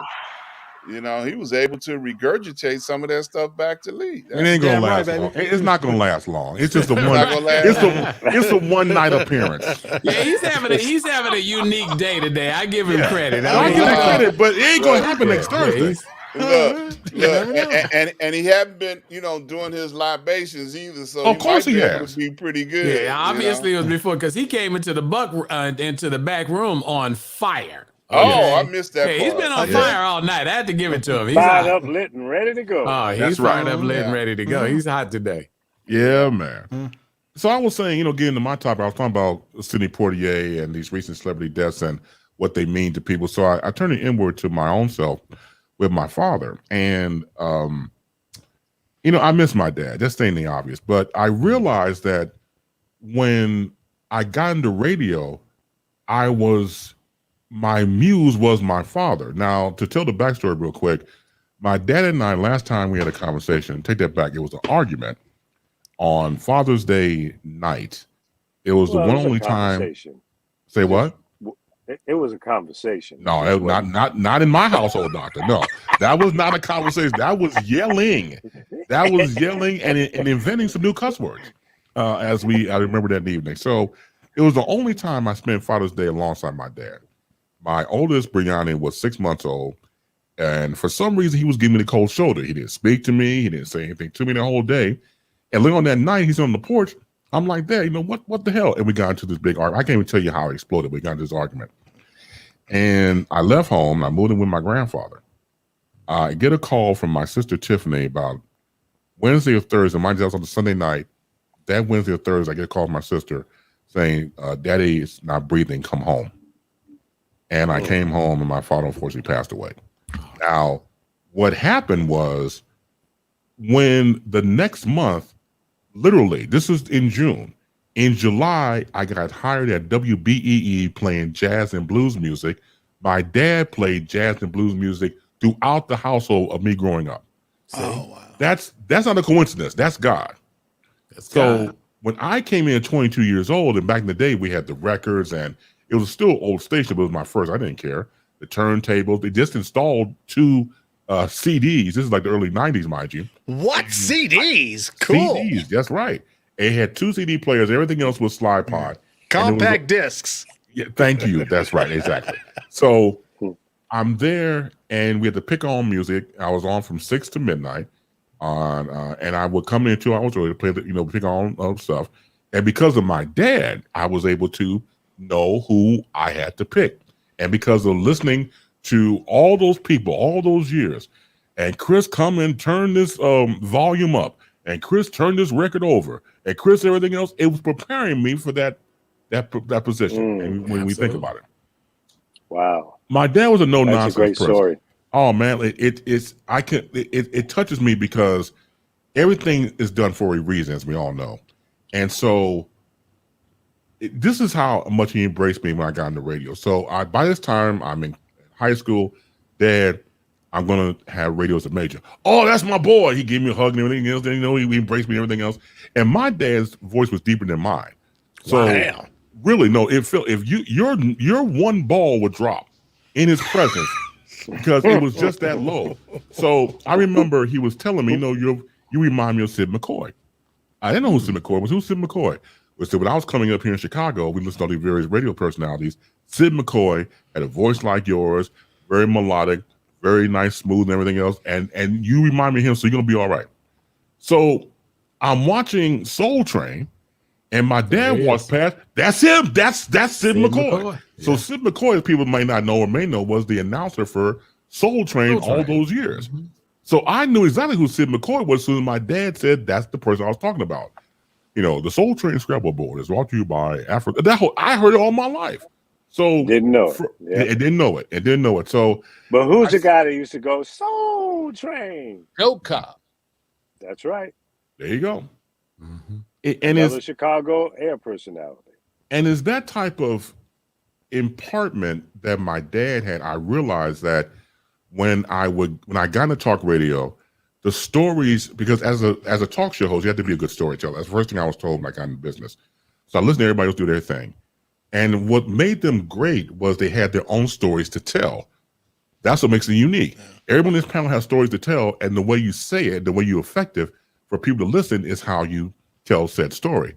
So I just go back to my times with Dad, and in a roundabout way, I was using him as my muse, my inspiration, whether it was music, especially going to talk, it was because of my dad. So if I can go back in time and have that conversation with my dad, first of all, I would not get into an argument with him. Because we just like to argue in our family. So that's what it was. But I would not argue with him. I would just tell him, Dad, I love you. Amen. Amen. That's all I gotta say. So amen. That's why I'm gonna bring to the panel. If you feel that way, because again, we always have the ability of what if in our lives. We want that what if. I'm sorry. Go ahead. Go ahead, Lee. It's pretty typical for dads and sons to have that tiff. I've got 2 boys, and we fight from time to time. Right now, neither one of them are talking to me because they're both jackasses. But I still love them. I still love them. You know, yeah, they can be there sometimes. I'm talking about even mine. Right. You know, Right. That's right. So if you're a dad out there and you got a boy and it's like the Lion King. They want to be the king of the house, and they don't live there no more. yeah, they want to be the king of everything. Everything. You don't know nothing. Okay. Exactly. Mm-hmm. Yeah. So, but that's something that I've learned to deal with, and I give them their space, and I make them show me some respect. Yeah, that's all. You have to. I respected my dad, my mom, my grandmother. I never knew my mother's dad because he died before I think he died the year I was born, 1950. So I didn't know my grandfather on my dad's side or my mother's side. So I didn't have that figure, but I had uncles and neighbors that were my role models, after my dad died. So, we all have a unique story to tell as it relates to our background, how we were raised, where we were raised, and the influences that we had. Some of my strongest influence were some of my neighbors that I grew up around. Yeah, the village. Because, back in those days, that was a part of your environment, and you didn't get away with nothing. Well, Chris was saying that if we had somebody that we could go back and have one last conversation with, what we say and that sort of thing. But you know what? I'm a strong believer in the fact that when people die, they're not dead. They just cross over to the spiritual realm, and they can hear when we're talking about them. So it's kind of like, so knowing that they're not really gone, to me, I don't really have anybody that I would say anything to, because I know that they can hear me now, and they know how I feel because I've talked about them enough after they're gone and said good things about them. So it's kind of like, That's just me, though. I feel I've been in that space, and not that I'm not in that space now, but there are times in your life when you're closer to that feeling. And it's usually right after someone significant passes away. Mm-hmm. When your dad died, or your mom, or your grandmother, aunts, uncles, and what have you, a sister, and those moments and those times in your life, I think you're drawn to that because you miss them. Mm-hmm. And you want to stay connected, and you want to believe that you're still connected. And I believe that. There's no question. I've had conversations, out loud, talking to my mom and my grandmother. We called her Big Mama. Mm-hmm. And I feel like they've been looking out for me because, hey, I've been through some tough shit. And I feel like there's somebody up there saying, I got you, boy. Don't worry. Mm-hmm. Do this. Go over there. Don't do that. I hear their voices. So I believe, and maybe that's just that they said certain things, did certain things when they were alive that we have not forgotten. And those voices are echoing. It could be something as simple as that.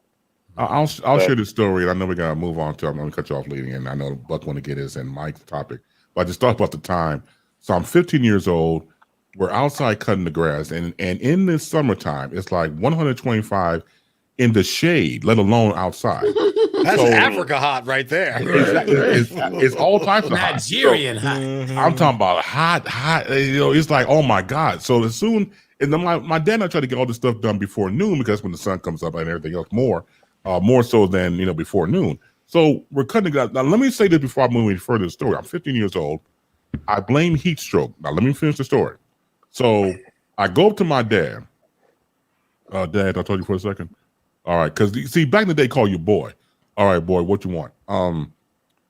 Is it okay for you to go to Walgreens and get some rubbers for me? Because I can't get them. He turned around. What did you say, boy? Yeah.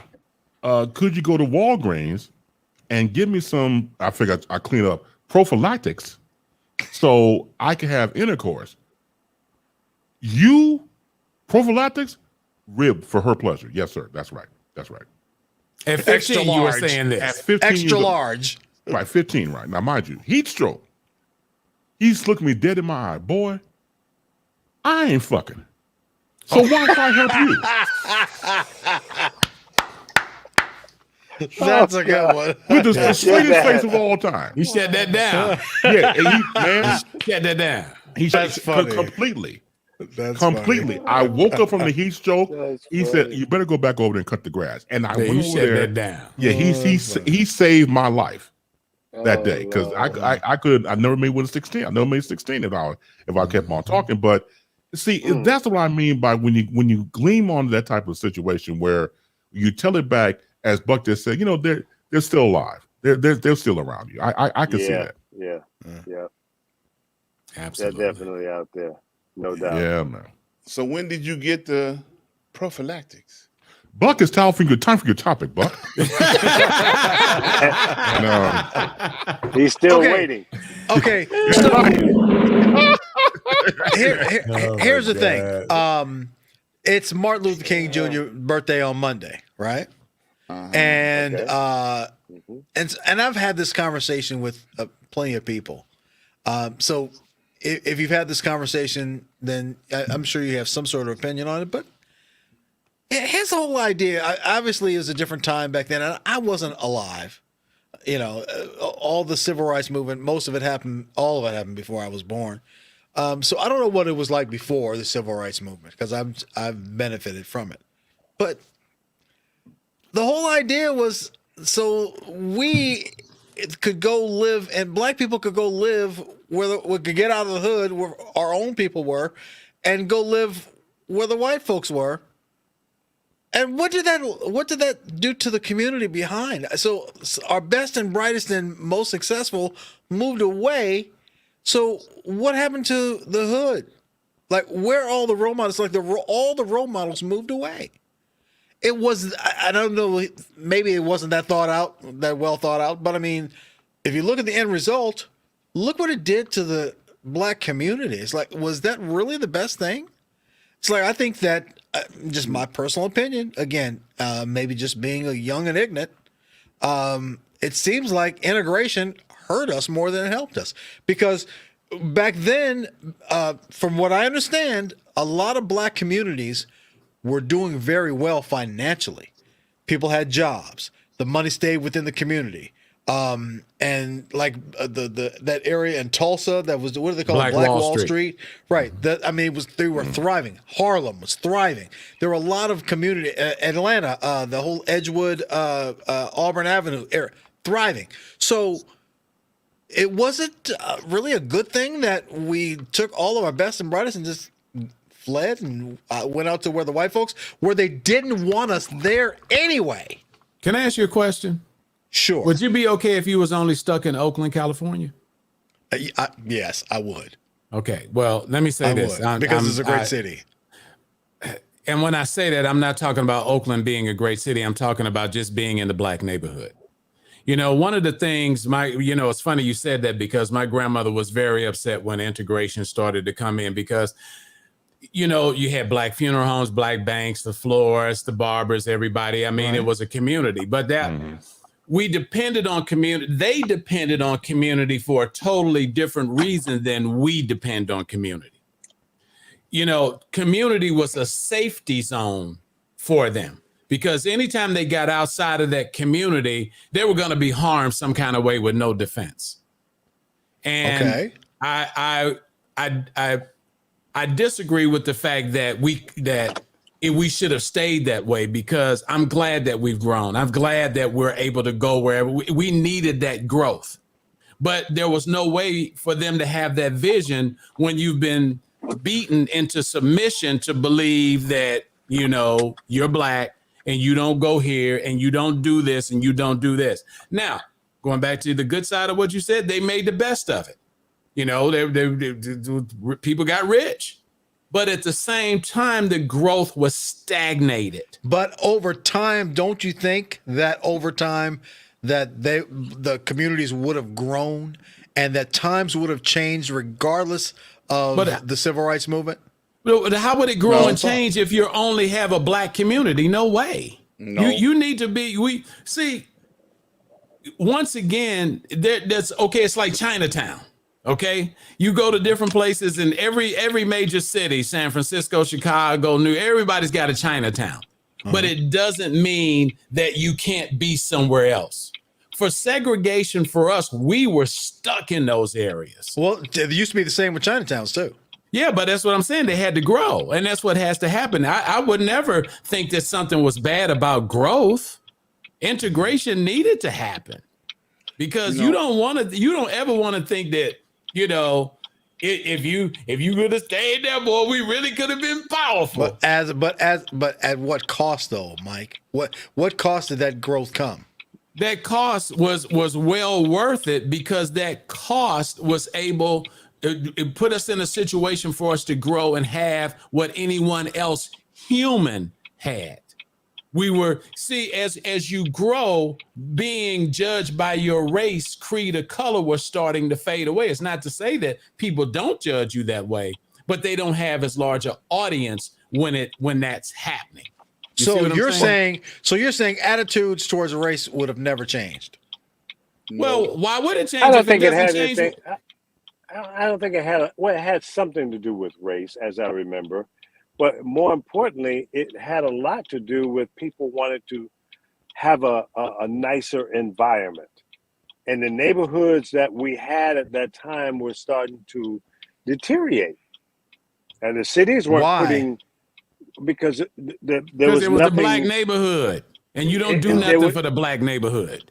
Right. The city wasn't allocating funds to fix the streets and things were just deteriorating. So just like the TV show The Jeffersons, moving on up to the east side. Yeah. Okay. That was it. People began to make more money. The doctors and the lawyers and the people working the government jobs and what have you. They wanted to have a better environment, a nicer environment, a safer environment for their family. So why not then take the money that is in that black community and fix up your own community? Just asking. Well, because this is a real shoulda, coulda, woulda conversation. I think you're mixing it up. Yeah, he is. The idea of doing that is not a bad idea, but there wasn't enough money, even from the people who were doing well, to do that. I mean, the house that I grew up in Lindenwood, Norfolk, was a section. It was a middle class black neighborhood on my street, West Avenue in Norfolk, Virginia. There was a store owner, a grocery store owner. There was a man that worked for the railroad. There were postal workers, a man that owned his own hair beauty salon, a doctor, school principal. Right behind me on the street behind us was a junior high school principal. The high school that I went to, Jaycox, Mr. Chessons lived right behind me. The doctor was the doctor that we went to. In fact, he came to us. He would do house calls. When I got the flu or the tonsillitis or whatever, he came to the house and gave me a shot of penicillin or whatever. So why is all this bad? Why is all that bad? It wasn't bad, but they wanted to do better. So Dr. Douglas moved to another more prominent neighborhood. The old man, his daddy, it was a mixed neighborhood that he moved to. It was predominantly black, but it was a little more upscale. A new development that he moved into. His dad stayed there until he passed away. He was the school principal at Booker T. Washington. There was one black high school in Norfolk that if you were black, that's where you went to until they integrated the schools in 1968. So that's the way it was. That was the environment that I grew up in Virginia. Now, was it all bad? No. But if you go back to that neighborhood today, the house that I grew up in has been remodeled. And I mean, the outside still looks, very similar. They spruced it up and stuff. But the neighborhood is not the same. Lee, that house would be 100 years old. It is. I think it was built in 1906. We see the church finger reel coming up. Dr. Ron, go ahead with the church finger, sir. Yeah. I got. Tell me why I'm wrong, Ron. Go ahead. No, I got to lay a foundation of understanding for you. Without the forefathers like Martin Luther King, you would not be able to do anything that you are able to do today. You would not be able to work in the radio stations or the TV stations. They had black stations back then. They had black stations back then. Let me finish. That's what all you want to do, work at black stations? That's what I worked at most of my career. That's your fault. Let me finish. True. Okay. So with the evolution of the civil rights movement, we were able to go to the bathroom and not have to go to segregated bathrooms. Or go to the back of the bus. When I grew up, we all went to the back of the bus anyway. And this was when I was a kid. This was way past the civil rights movement. You're missing the point. You had that privilege whether you wanted to or not. You don't have to. Okay? But we wanted to be around our own people. Are you missing this point on purpose? I'm just saying. It's an honest question. Are you missing this point on purpose? I'm saying that I think the point is kind of pointless. Okay. No, your point is pointless. But there are people. Yeah, that Jack Daniels, boy. Yeah, that Jack that kicked in, dog. I'm not even feeling it either. I want to go get some more. You need to go get some more. That have died. No, don't get no more. There are people that have treating like a bad girlfriend. Leave it alone. Buck, stop while you're ahead. Stop while you're ahead. There are people that have died for you to have the privileges that you have now. Right. Okay? To go live around white folks. To go live anywhere. Wherever you want to. It ain't got nothing to do with living around white folks. Don't you realize that you would be down south picking cotton some damn where? Now you're going to make me get I'm not saying go back to slavery, nigga. What are you talking about? No, we're not talking about you would not ever rise up out of slavery. Right. Without the people that have died, that have not given their life in order for us to be treated like human beings. We were not treated like human beings. You want to be able to walk on this planet, Buck. And you don't think that would have changed? Buck, listen, man. Listen, I don't know if you're just trying to stir the pot or whatever the case may be. Without making it change, dog. Exactly. Yeah, Buck, come on now. Now, it's okay to play around, but seriously, growth is everything. And the thing of it is, when we have people stagnating black growth, your point is obvious. And it's like Lee said, if you can go back and you can do something for your community or whatever the case may be, that's excellent. I wish I could do the same thing. And I'll give you a prime example. East St. Louis, Illinois. Whenever you see the fireworks under the Gateway Arch, they're taken from the east side. That land right there should definitely have a landing with bars and restaurants and the whole 9 yards because it's facing the Gateway Arch. But this city, that would be ideal. It would be ideal, but this city is got housing projects and all kind of things that are going on in it that, it's a black city, but it doesn't grow because it doesn't get any help. See, the whole thing of Dr. Ron talking about segregation and what Martin Luther King and them were doing and what the message was is that we have to have the freedom to walk on this planet anywhere we want without harm. So everything that you're saying is absolutely correct. But what you're saying says we can't leave West Avenue. And that's not right. And that's what had to be broken. What you're saying is absolutely correct. We should be able to go back to prominent areas and say, hey, this is great. This is where I lived. So, so now the best and brightest have moved away from the hood. The best and brightest going to do that any damn way. Where does that leave the rest of the people? Well, it doesn't leave them anywhere. Go ahead. It leaves them in the hood with no role models for young people. But that's up to them. Right. That's an individual preference. Exactly. And if they want to is that what it is? If you don't think so, then maybe you need to check yourself. Well, let me ask you this, Buck. Where do you live? In the hood. Okay. In a fucking turtle shell. That's where that motherfucker lives. You live in the hood by choice. By choice, yes. Okay. And there's nothing wrong with that.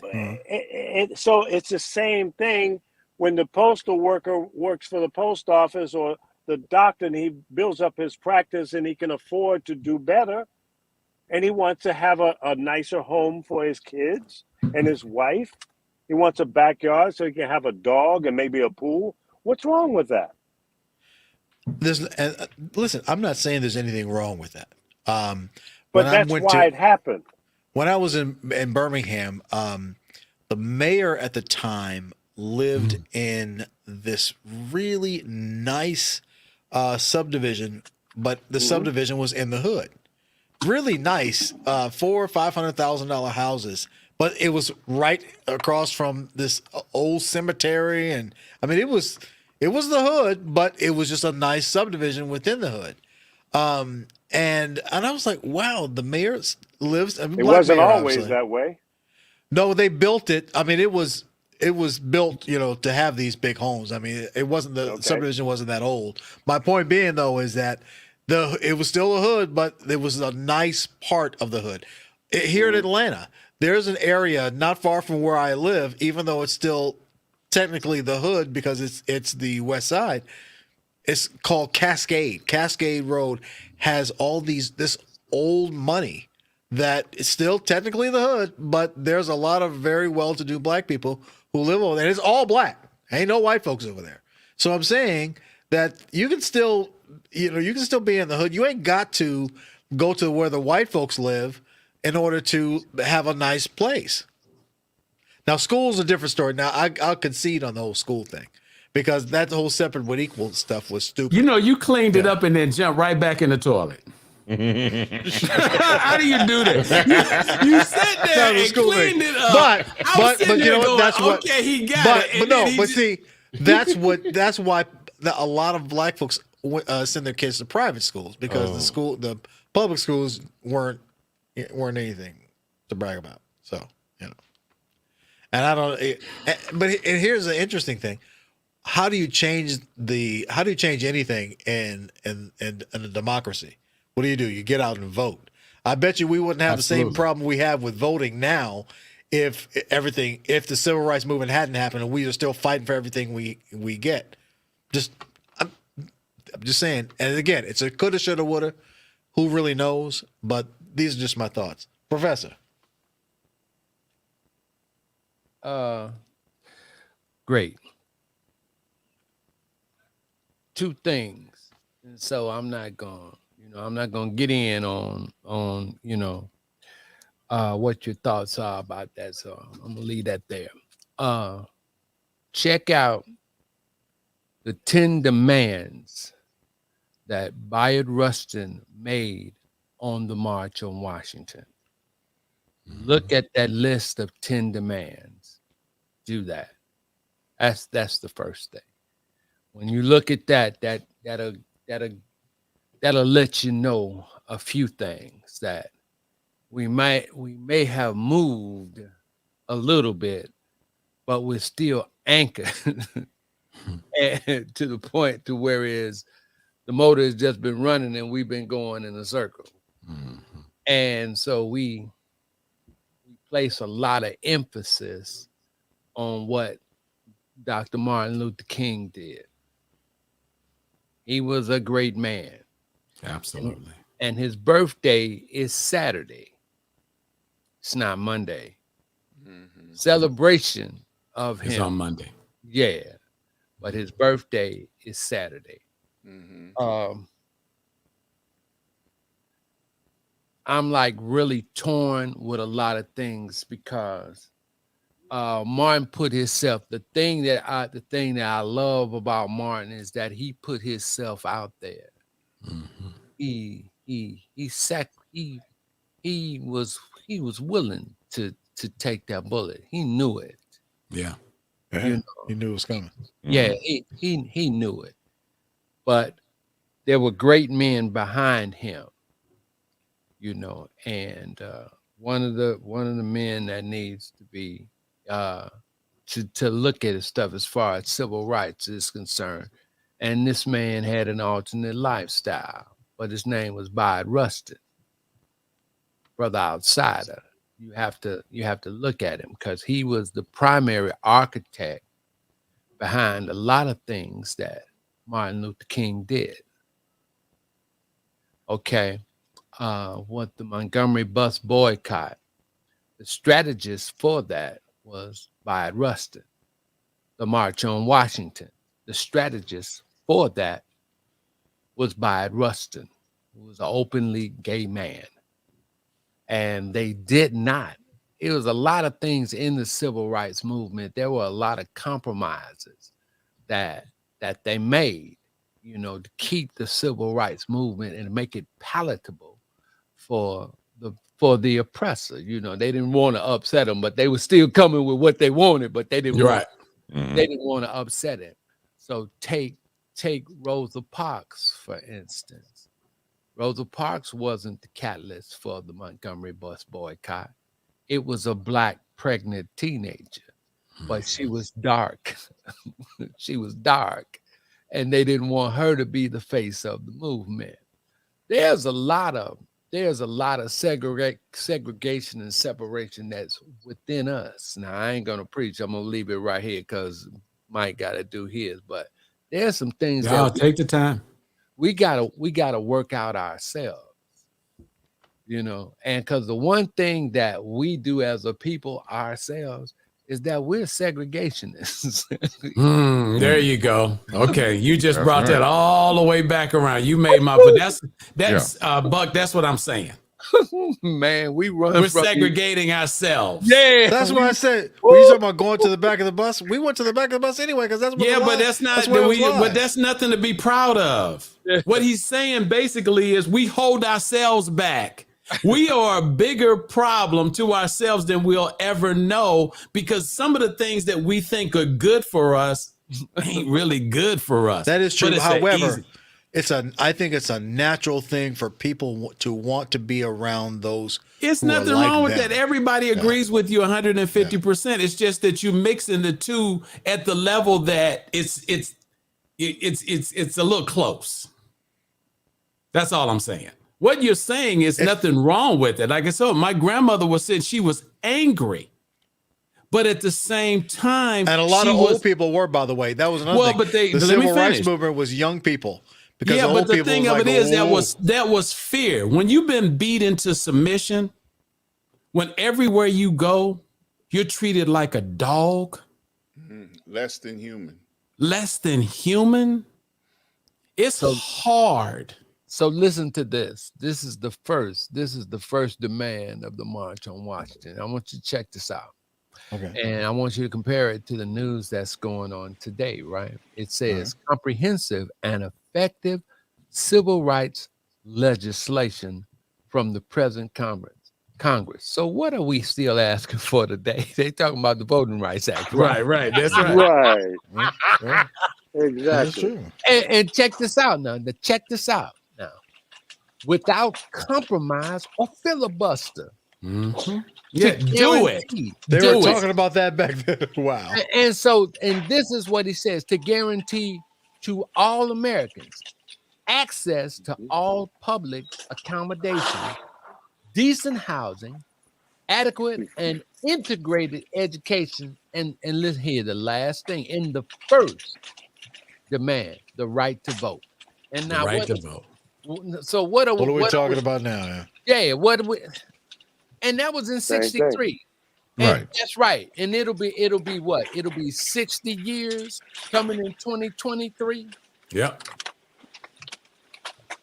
Yeah, No, absolutely. The point about Dr. King that people don't understand too is that him and Malcolm X was assassinated 3 years prior to Dr. King. Mhm. Both men, again, I keep telling people this, were 39 years old.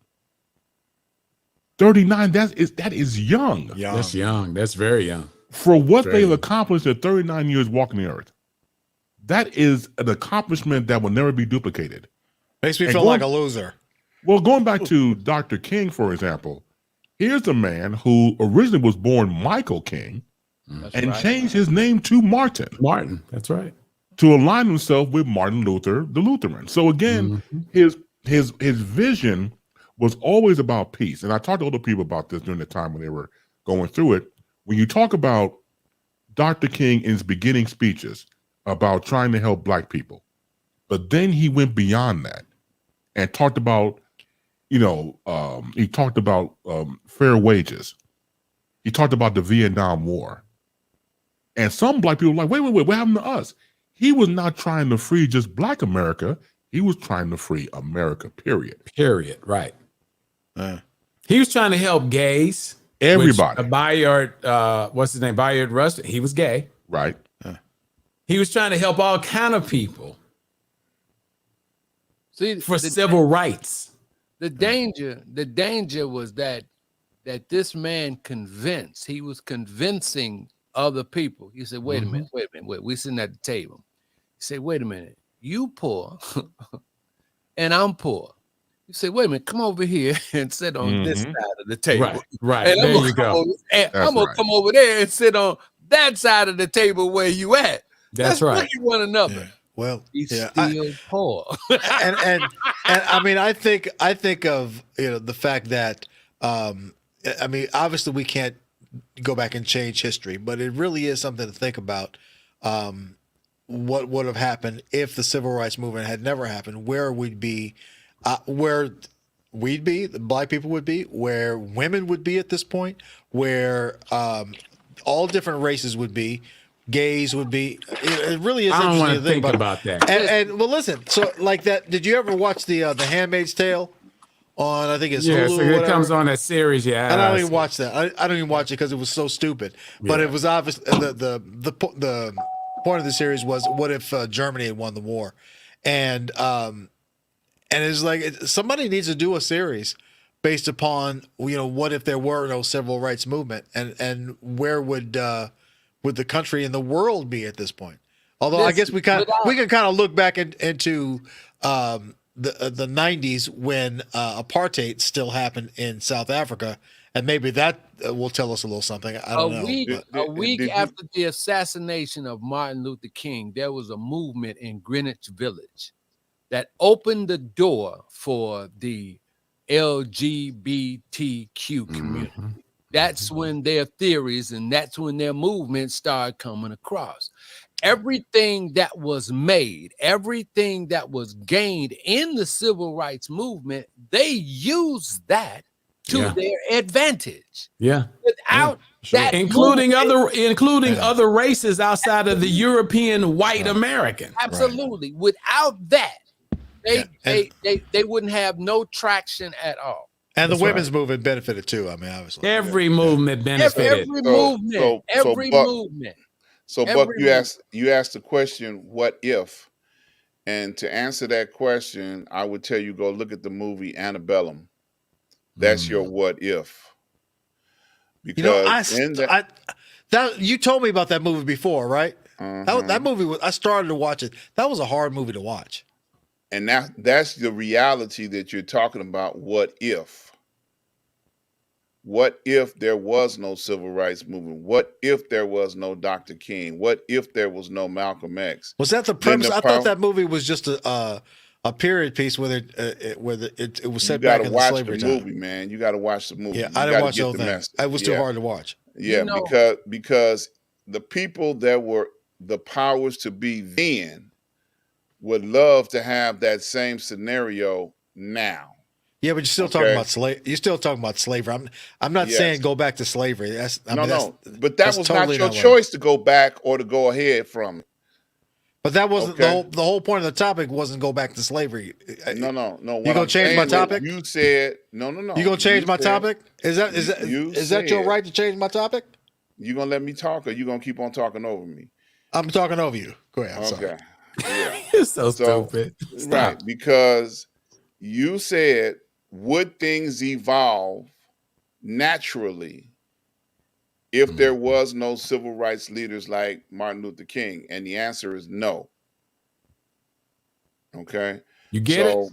You know, because the powers to be would not let us evolve to where we are today. They would oppress it, they would stop it.